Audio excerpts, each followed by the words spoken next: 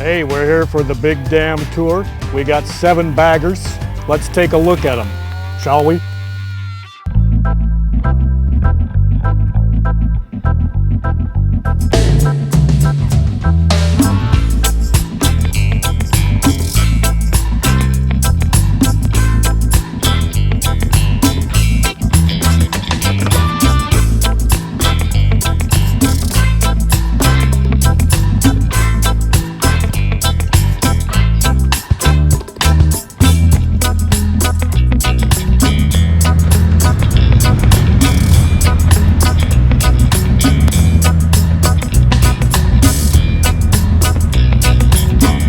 Okay, we made it to the Dam on the Big Dam Baggers Tour. Here we are, Lake Mead, Colorado River, and Hoover Dam. Pretty impressive piece of socialist engineering, kind of a make-work project, and makes a great destination for an all-day kind of open road desert ride on 7 of the coolest baggers on this planet. That's a wrap on day 1. We'll see you tomorrow as we head out to Death Valley. As it is now, we're on our way to Hooters Hotel for a whole mess of chicken wings, maybe a little bit of Las Vegas Strip City lights. See you around. It's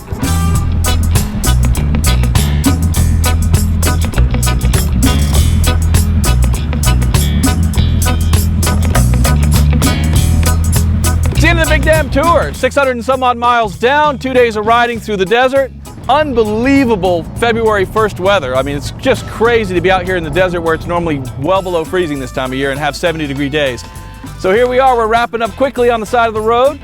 Ryan Adams, John Burns, Sean Alexander, Brent Jaswinski. I've probably got the Vaquero in 6th place. Anybody put it up towards the front of the field? It actually goes good. The engine's great, the transmission's great, the clutch is good. The suspension is almost as good as any of the bikes here to me. And for me, it's a good ergonomic package, and I really like it. And I don't know, but I bet you get it a hell of a lot cheaper than any of these other bikes. It's got a stereo. It does have a stereo. Cruise control. It's got all the main ingredients. For me, the Vaquero's issue is that it's sort of a longer version of the Vulcan 1700 package, and it's just got just kind of a little bit of cumbersomeness about it at low speed. I feel like this bike looks really nice from far away, but you get up close and you start touching it and it feels a little plasticky, but it also works good kind of in everything. I don't know, I think overall package, I think the rest of the bikes have, you know, a little bit more to offer than the Vulcan Vaquero. In our unscientific highway roll-ons, the Indian and the Eluder were basically tied behind the MGX-21 and BMW. Then we had the 2 Harleys. So yeah, the Vaquero actually had the worst roll-on performance. It's got very nice kind of responsive acceleration. Not quite there on straight line performance, not quite there on fit and finish. What do we love about the Vaquero? If you ever driven, you know, an old muscle car, it definitely harkens to that. The cockpit of the thing a lot, Yeah. as much as any of them almost. Maybe it probably ties with the Road Glide here for most wind protection, I would say. I think we all like the Road Glide quite a bit. The Indians does out-accelerate it, does out-muscle it, it definitely out-shakes it. But the Road Glide's got that kind of refined, Harley's been doing this long enough that they don't get it wrong, right? Like, it's got a really natural riding position, holds a lot of luggage, looks real good, but it may be sort of vanilla in the middle there. It didn't stand out as much as its little brother over here.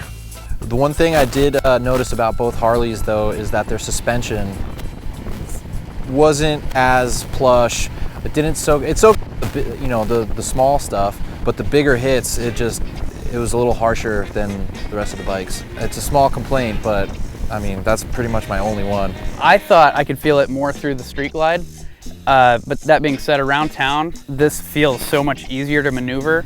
So I would rather, if I was gonna pick up one of these Harleys, I would pick this, the Street Glide. There's this whole packaged refinement on both of them, where you get on them and you're like, yeah, this is how you do this. You kind of, there's nothing to really second guess, right? I would put the Road Glide just a whisker above the Indian just because when I think bagger, it just kind of feels what I would expect a bagger to feel like.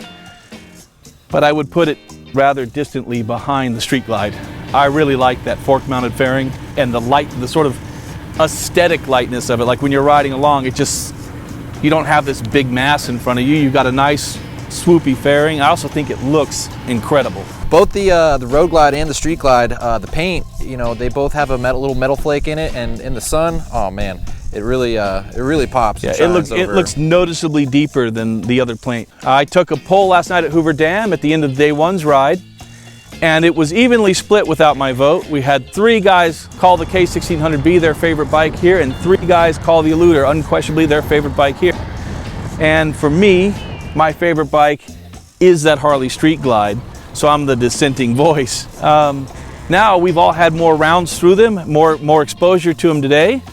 Let's take a quick poll. At the pointy end of the field, we've got Yamaha's Eluder, Harley's Street Glide, BMW's K1600, and I'm going to guess one of those two is going to be our winner and the other one's going to be second place because I can't outvote everybody. So tell me, 2 days of riding, more rotations on all the bikes. If you had to buy one, which one would you buy? If I had to buy one, I would buy the Street Glide. It feels a little bit more nimble. I mean, it's a big bike, obviously they all are, but it just, I don't know, you can kind of throw it around. Whereas I might pick the Yamaha overall, you know, out of this crop of bikes, but against the Street Glide, the looks on the Street Glide kill it for me. Kill it in a good way. But the Eluder, it's like the ultimate touring motorcycle.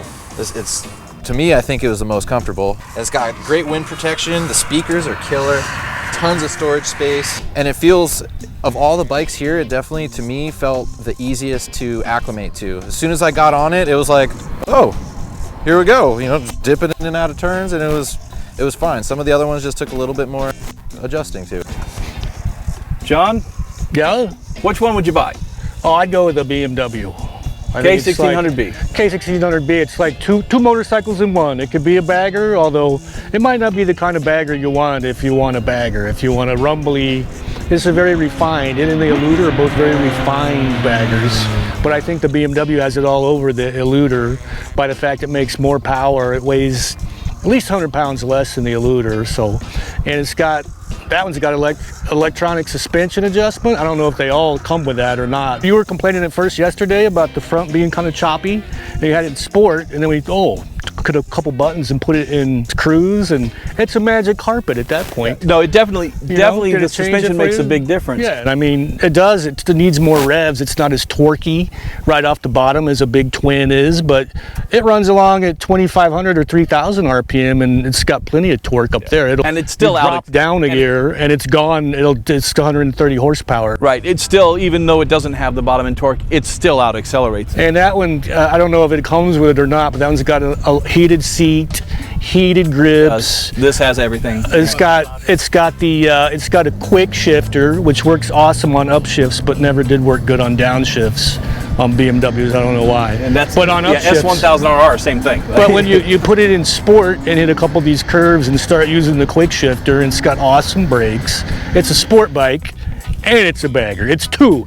Yeah. Two bikes in one. What it is a low seat sport touring motorcycle. It's not really a cruiser. It's a low seat sport touring motorcycle. In fact, It's a bagger. at our Look at it. luxurious Taco Bell breakfast yesterday, no as everyone top moved the box bikes in in it. front of the window while I was getting breakfast for everyone, the guy comes up on the bagger. I'm like, oh, look, a guy on it. And I wasn't trying to be funny. I didn't see the badge or anything. The bike comes up in profile like this and circles in to park with us. I'm like, oh, look, the guy on the scooter is like parking was just thinking we're like random motorcyclists and not doing like an organized thing. And then I'm like, that's not a scooter. It's the K1600. I mean, look at it. It's really big and tall on the front. It's not really tall because it's been cut down to look like a bagger, and then it's just flat and low in the back. It's got things that they did. They lowered the back of it to, right. Which beauty's in the eye of the beholder. And for young Brent wants to take the girlfriend, look at the back seat of that one and the great grab handles. You could put a wide passenger on there with no problem at all. Look at that, good place to hang on. let's go, big boy. Yeah. So BMW is your pick, Ryan. You know, I had a chance to take the Yamaha Eluder out for 300-mile ride with my wife. Went to Julian, California, got some pie. Doesn't feel any different with a passenger on it. Yeah, got some pie. Got some pie. How about after the ride? But the bike handles great. It's a really great touring machine. And yesterday when Sean walked around and asked while we were at the Hoover Dam, I picked the Yamaha Eluder. You know, I was kind of surprised once we got it together with all these different machines. that it still came out on top for me.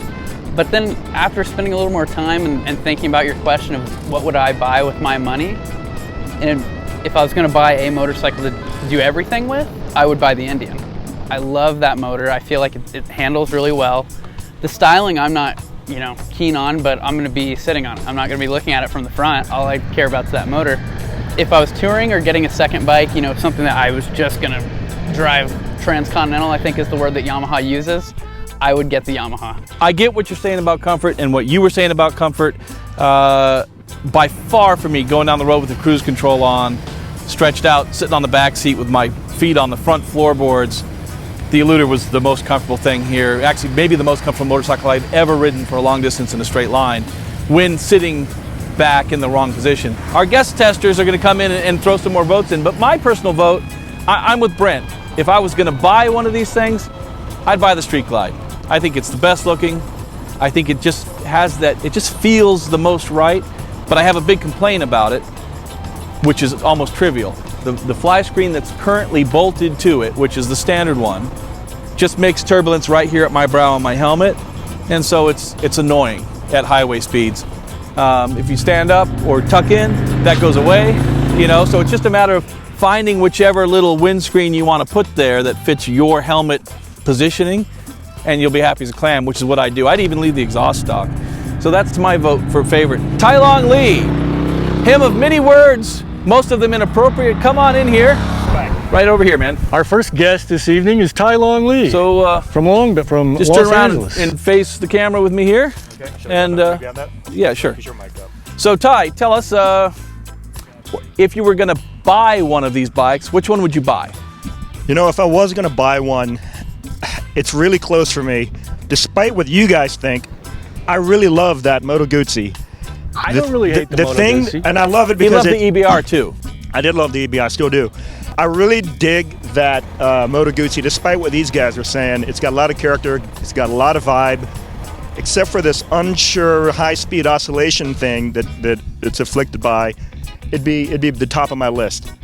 But coming from a sport bike and being a sport bike rider, I don't care about the bagger lifestyle, the whole bagger thing. It doesn't matter to me. If I'm going to get on a motorcycle and I want to go to like Guam, then I just want I want a bike that exactly.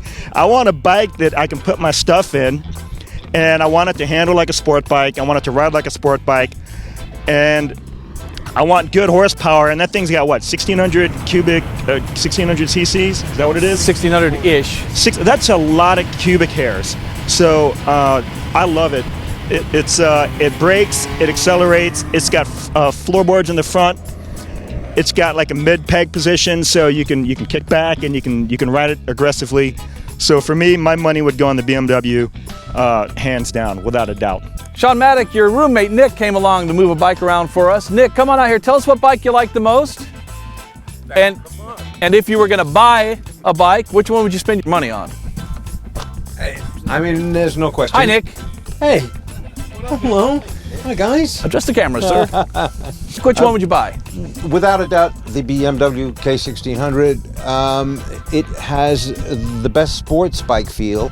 Handles incredibly. It's incredibly well engineered, and it's just beautiful. The seating position is great, and you guys didn't mention it has a reverse gear, and for the short-legged, it came in very handy. So that would be, without a doubt, my choice. So our third step-in guest tester was Mr. Scott Russo. Scott's actually got a lot of Harley-Davidson experience, including dirt tracking. Scott, you're a fan of the brand. You've known baggers for decades upon decades because you're really old. Tell us, after riding these 7 bikes for several hundred miles with us, what one would you spend your money on? What would you actually want to take home? Good question, really. It tightened up today compared to yesterday. Yesterday I was convinced, as the young Padawan Ryan here, that the Indian and the Eluder had it all over the rest of these bikes. And today I'm a little less sure. Which one would I spend my own money on? I think I'm with Ryan, that I would probably go with wherever it is right here. The Indian. It has an awesome engine. In all the roll-ons yesterday we did with the other V-twin bikes, it pretty much had them covered. With the exception of maybe the Moto Guzzi, but that one's just too weird for me. You know, the Indian I think has a more refined suspension feel than the two Harleys. You know, it's got a unique look. I'm not totally sold on the fairing, but it handles really well. It's got nice, spacious baggage. And I think, you know, when you look into buying bikes and spending your own money on bikes, I think one thing that pops into the head of most people would be like resale value, and I think that the Indian would have that over the Yamaha. But really, if I'm just picking a bike to eat miles on day in and day out, it's going to be the Eluder. So the votes have changed quite a bit since the first night's ride. We're going to have to go to the scorecard. There's a lot of other details that we've picked up, and we keep bringing up more of them, but we're out of light, and we got to wrap it up.